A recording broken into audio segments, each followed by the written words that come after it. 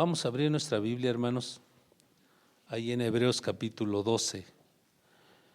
Y aunque vamos a usar solo un versículo para calzar el mensaje, vamos a leer el contexto, el antes y el después. Hebreos 12, a partir del versículo 1.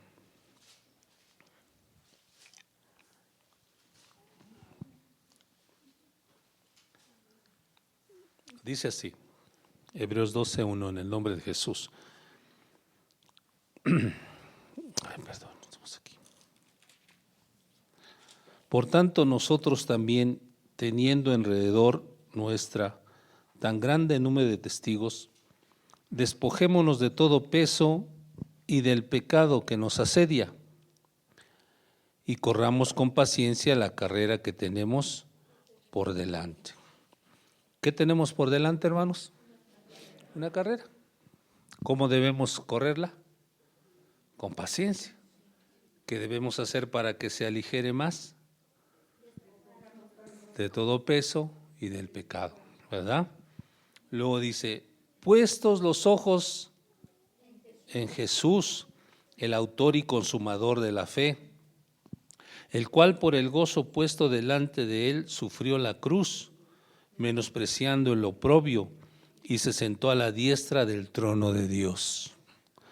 Considerad aquel que sufrió tal contradicción de pecadores contra sí mismo, para que vuestro ánimo, ¿qué dice?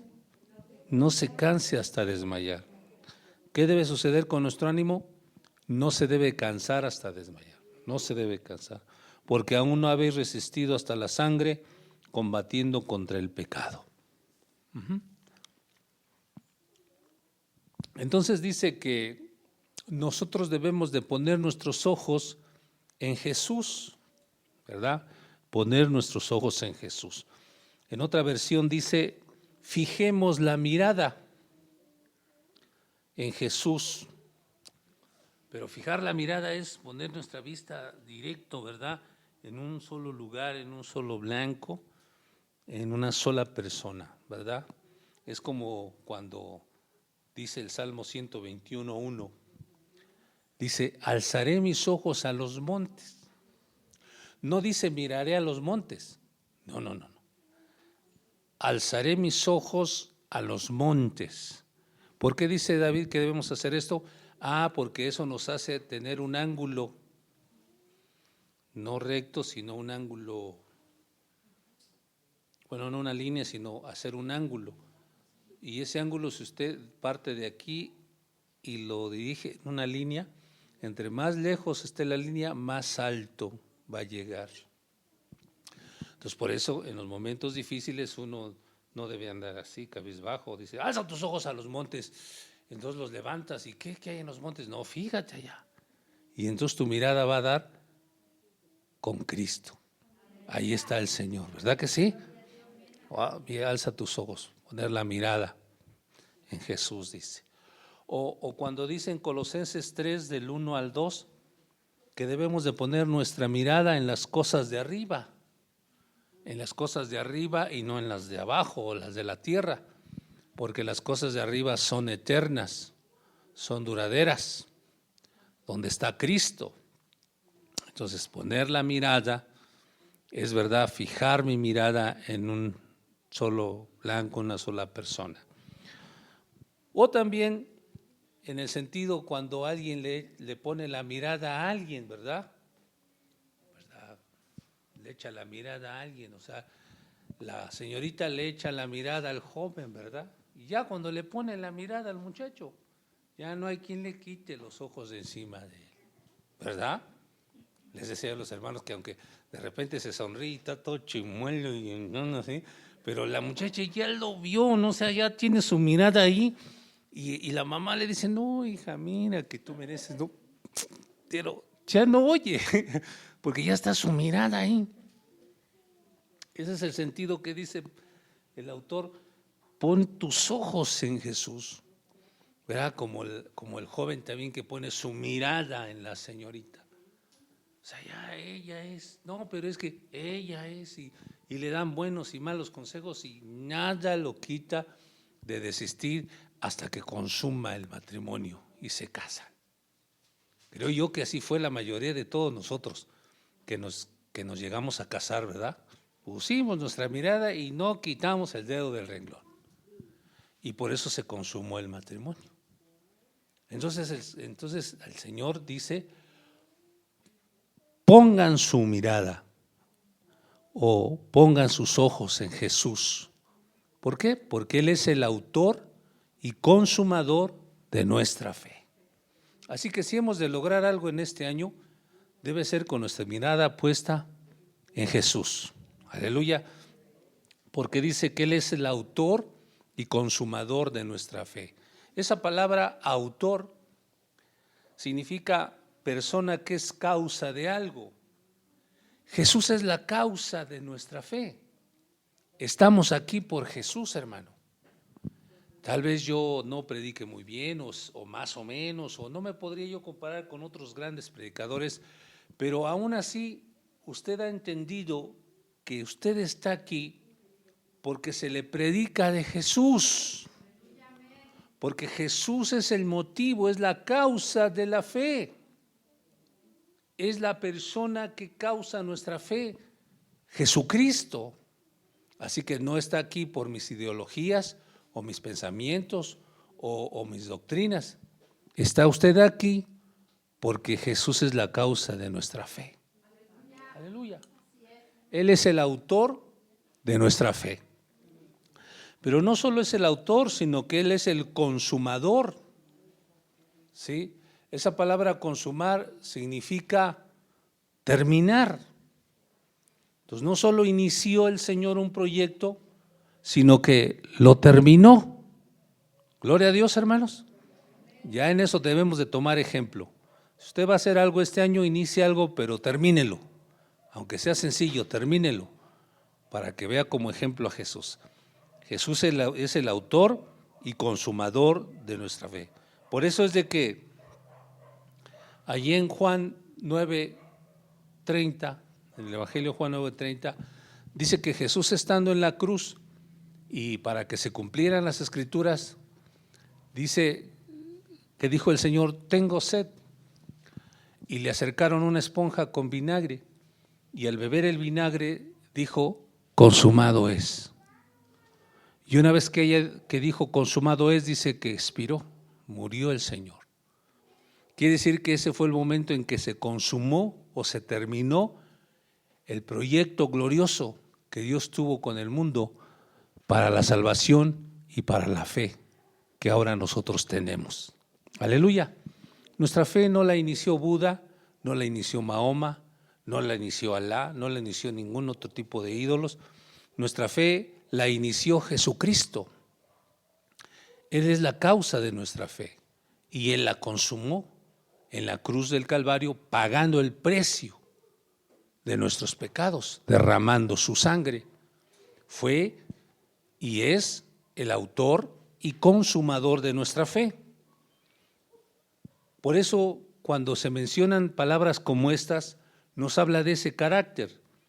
Cuando Él dice que Él es el principio y el fin, quiere decir que Él empieza algo y lo termina. ¿Está bien? Él es el alfa y la omega. El alfa se refiere a la primera letra del alfabeto griego y omega a la última letra del alfabeto griego.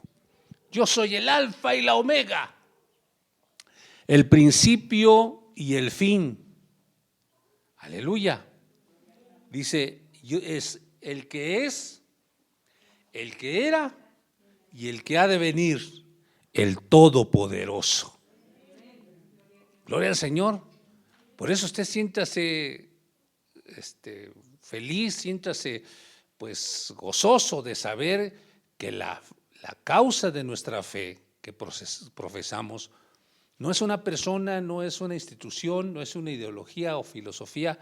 La causa de nuestra fe es una persona, es la persona de nuestro Señor Jesucristo.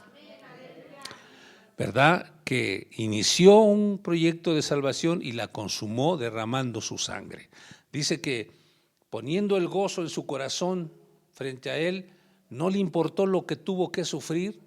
el oprobio, la vergüenza, el sufrimiento, el dolor, la tortura que recibió, los maltratos, la humillación. No le importó, sino que consumó nuestra salvación a través de eso, hermanos. Gloria a Dios. Dice que Él es la causa de nuestra eterna salvación. Ahí lo podemos ver en Hebreos capítulo 5, versículo 8. Dice que Él es autor de eterna salvación. Hebreos 5, 8 dice de esta manera: y aunque era hijo, se refiere a Jesús, porque por lo que padeció, aprendió, ¿qué cosa dice? La obediencia. Y habiendo sido perfeccionado, vino a ser autor de eterna salvación para todos los que le obedecen. Él es el autor de la eterna salvación.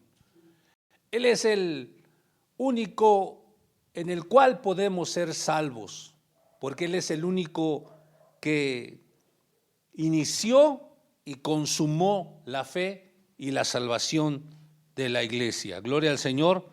Por eso nosotros debemos de poner nuestros ojos en Jesús, nuestros ojos en Jesús. No en la religión, no en un líder, no en una ideología o filosofía, sino en la bendita persona de nuestro Señor Jesucristo. Porque aunque Él murió en esa cruz, al tercer día Él se levantó de entre los muertos y Él vive por los siglos de los siglos. Aleluya. Dele un aplauso al Señor.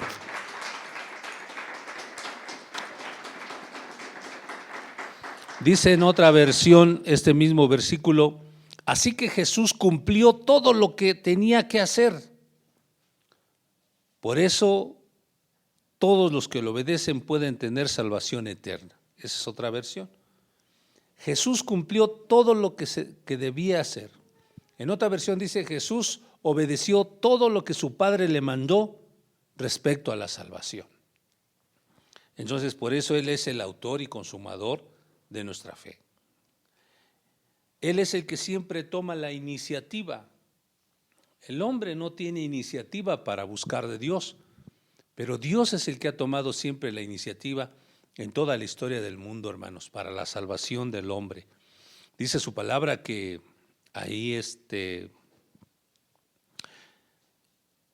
en Juan 3:1 dice: mirad cuán amor nos ha dado el Padre para que seamos llamados hijos de Dios. O sea, ¿quién tomó la iniciativa ahí? El Padre. Vean cuán amor nos ha dado el Padre para que seamos llamados hijos de Dios. Por eso el mundo no nos conoce, porque el mundo no le conoció a Él. Pero vean cómo el Padre se acercó a nosotros para darnos su amor y llamarnos hijos de Dios.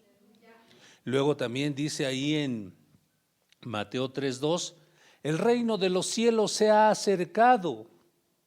¿Quién se acercó a quién?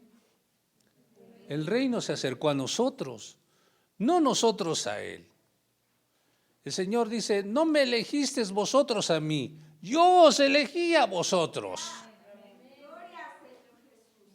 Yo estoy aquí porque tomé la decisión. Y dije, pues yo te escogí a ti. No me elegiste a mí, yo os elegí a vos. Yo he tomado la iniciativa desde el principio, porque yo soy el que inició y el que consumó la fe y la salvación. Amén. Entonces, el reino se acercó a nosotros y no nosotros a Él. ¿Verdad? Dice que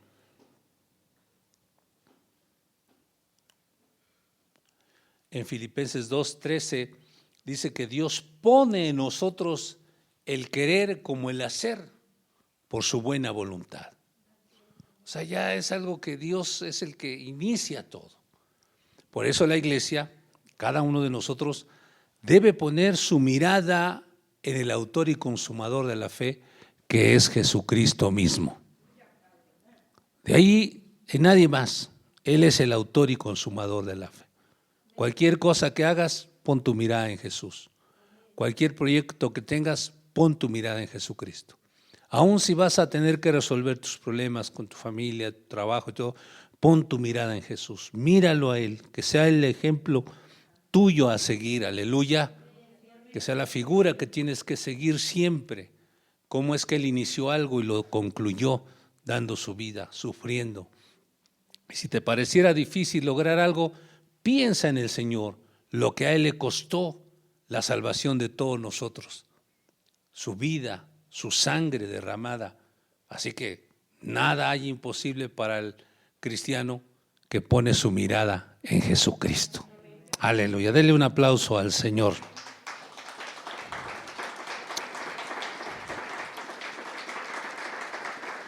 Jesús no dejó una obra inconclusa. Jesús no dejó una obra inconclusa, así como decir, ay, inicié algo y ya no lo terminé.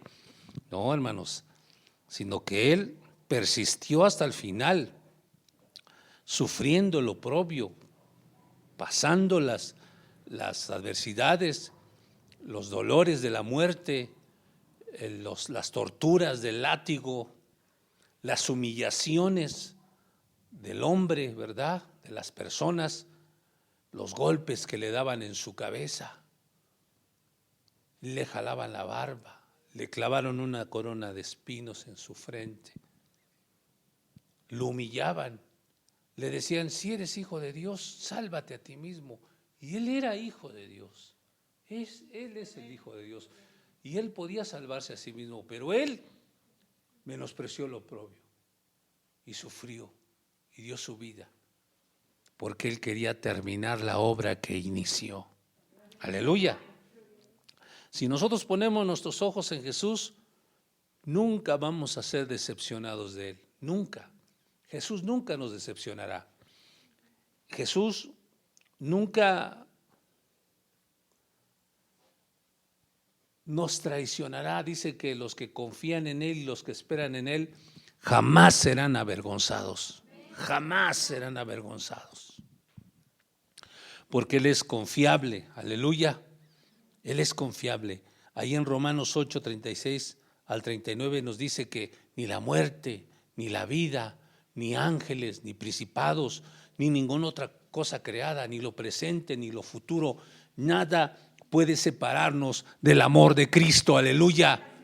Nada, hermanos, porque si nuestra mirada está en Jesús, nada nos puede desalentar, porque nuestro ánimo no se debe cansar hasta desmayar, porque aun si combatiéramos contra el pecado, aún hasta la sangre, Dios va a estar con nosotros porque Él vive eternamente. Aleluya.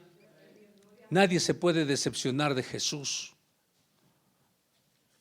Probablemente nos decepcionemos de las personas, pero del Señor jamás nadie. Él cumplió todo el procedimiento o todo lo que Dios le pidió que hiciera. Si observamos en Filipenses, hermanos, capítulo 2, versículo 5 al 11, podemos ver que todo lo que el Señor tuvo que hacer como un proceso o como un procedimiento a cumplir, del cual no tenía que brincarse en ninguno para poderlo lograr.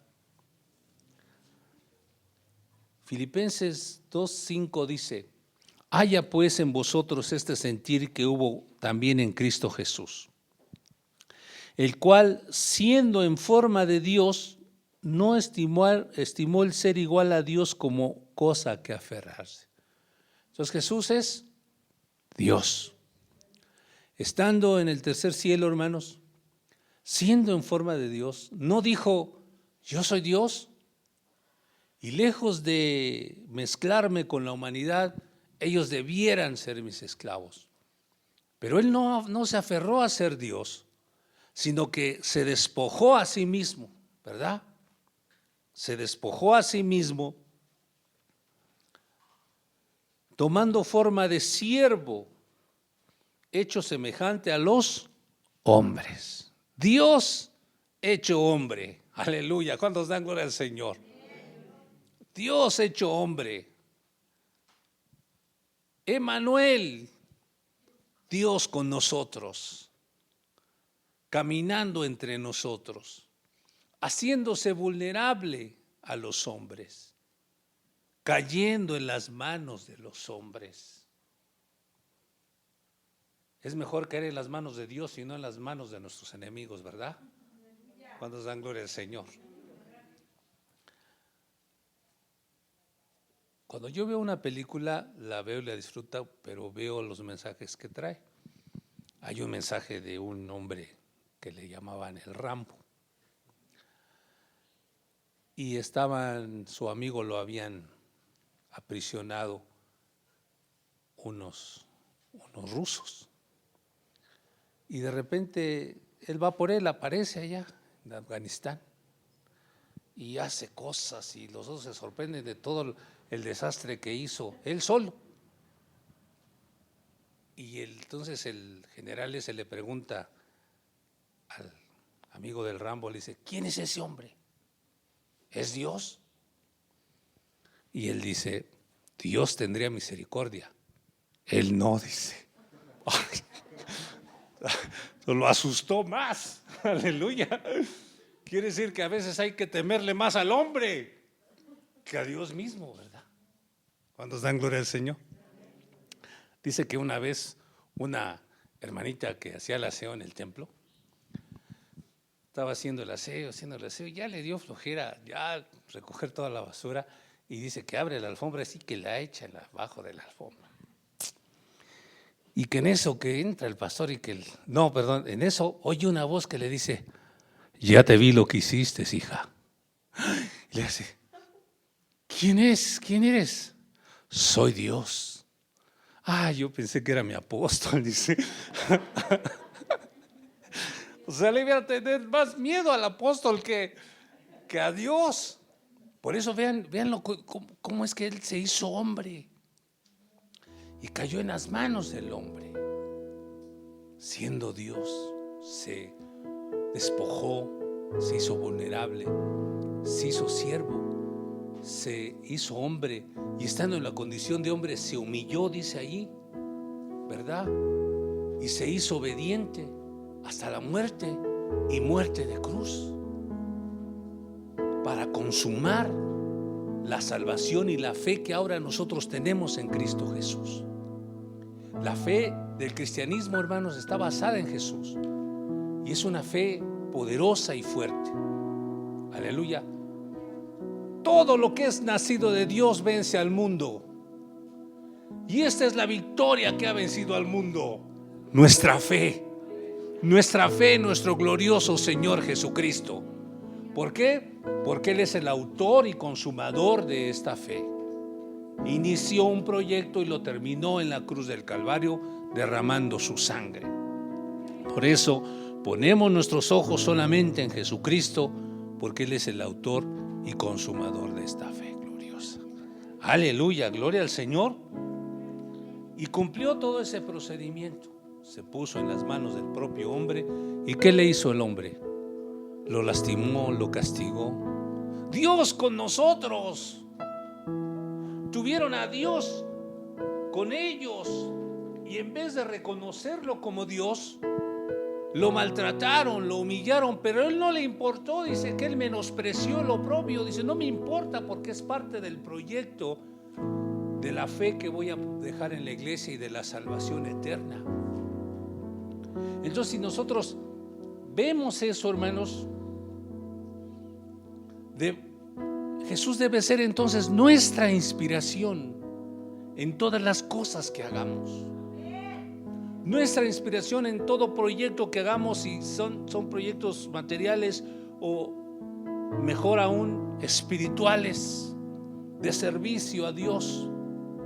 Debemos de mirar a Jesús en su ejemplo. Su vida debe ser una inspiración para nosotros, porque Él inició algo y lo consumó con su sangre. Pagó el precio que se tenía que pagar. Muchas veces queremos hacer algo en nuestra vida y no queremos pagar el precio de eso. Pregúntale a las personitas que terminaron su profesión, su carrera, el precio que tuvieron que pagar: desveladas, cansancio, leer, hasta los ojos. Ya terminan con lentes, empiezan así, terminan con lentes. Tanto es un precio dejaste amigos, dejaste a la familia. Si estás dispuesto a pagar un precio como Jesús, entonces como Él también puedes lograr cualquier proyecto que te propongas, en el nombre de Jesucristo. Denle ese aplauso al Señor. Sé obediente, humíllate bajo la poderosa mano de Dios, aleluya. Dice el proverbio que la soberbia del hombre le abate, pero el Señor está con los humildes.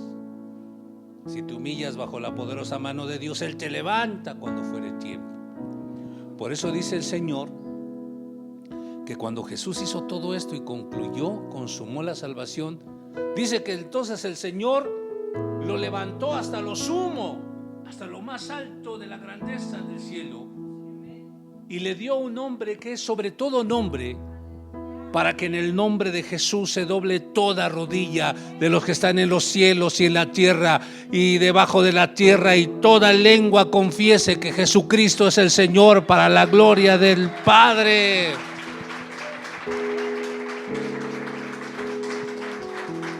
Ese es Jesús es la causa de nuestra fe. Aleluya. Si nos quedamos solo en el punto donde Jesús fue humillado y arrastrado y golpeado, dirías, ¿qué clase de salvación, de Salvador es ese? Bueno, velo, porque ese fue el precio. Pero velo, después de 3 días se levantó de entre los muertos y tomó un nombre que sobre todo nombre. Y por eso dices, ese es mi Dios, ese es mi Cristo, mis ojos están puestos en Él. Nada me va a convencer de dejar a ese Cristo glorioso. Aleluya. Y cuando estés pasando situaciones difíciles y cosas difíciles en tu vida, mira a Jesús, míralo a Él. ¿Cuánto sufrió para pagar el precio? No, hermano, pues es que a mí no me gusta que me humillen. Mira a Jesús, se humilló y todo, aguantó hasta lo último, y después Dios lo levantó. Así es, hermano, es el ejemplo glorioso que el Señor nos da, porque Él es el autor y consumador de nuestra fe. Nuestra vida tiene que inspirarse en Él. Normalmente, hermanos, inspiramos nuestra vida en algún líder o en algún pastor, en algún buen predicador, ¿verdad? Pero cuando nos damos cuenta de que es tan humano como nosotros y que es tan débil como nosotros, decimos, y por eso hay mucha gente allá en el mundo diciendo, yo sí era cristiano, pero ya cuando vi yo las cosas que hace la gente, los líderes y todo eso, no, yo dije, no, esto no es para mí. Pues es que tu mirada estaba en el hombre, en las cosas de aquí. Pero si tú hubieras puesto tu mirada en Jesús, dirías, estos cuates fallan y todos son humanos como yo y tienen sus errores, pero mi mirada no está en ellos, mi mirada está en aquel que nunca falló, que siempre concluyó, que consumó, que dio su vida, que fue santo y será santo siempre. Él nunca me fallará y jamás me ha fallado, aleluya. Esa es la firmeza del creyente, del verdadero creyente, hermanos. Yo no entiendo cómo es que nos ponemos a acusar o a juzgar a las personas que fallan si son tan humanos como nosotros. Caray, yo no puedo ponerme a juzgar el error de otra persona cuando yo sé que estoy peor. Así como decir, peor. Digo, caray, ¿quién soy yo para ser juez? Cuando el juez justo es el que conoce mi corazón. Cuando no puedo yo arrojar ni la primera, ni la segunda, ni la última piedra, porque mi conciencia me acusa. Entonces, por esa razón, ni juzgo a nadie que falle. No es, mi inspiración no está en el hombre, no está en la ideología, no está en Buda, no está en Mahoma. Mi inspiración está en aquel que es autor y consumador de mi fe, Jesucristo mismo, aleluya, al cual honro y sirvo todos los días de mi vida. Gloria al Señor Jesús. Aunque Pablo decía en 1 Corintios 11, fíjense cómo Pablo se atrevió a decir esto: sean imitadores de mí como yo lo soy de Cristo. Fíjate hasta dónde Pablo se puso en una posición, hermanos, de irreprensible. sean imitadores de mí como yo lo soy de Cristo. Entonces, hermanos, nuestra inspiración está en el autor y consumador de nuestra fe. Cuando vea que ya no hay salida, cuando vea que todo el mundo le ha decepcionado a usted, mire a Jesús, míralo. Él te va a decir: ¿de qué me puedes acusar, hijo? ¿Qué tienes contra mí? No, Señor, es que pues tú no entiendes lo que he sufrido. No entiendo lo que he sufrido. No entiendo lo que sufres. No entiendo lo oprobio. Claro que lo entiendo. Sí, Señor, tienes razón. Te voy a servir, Señor. Tú eres mi inspiración, tú eres la inspiración de mi vida, Señor. Aleluya, dele un aplauso al Señor, el Dios Todopoderoso. Póngase de pie, hermano.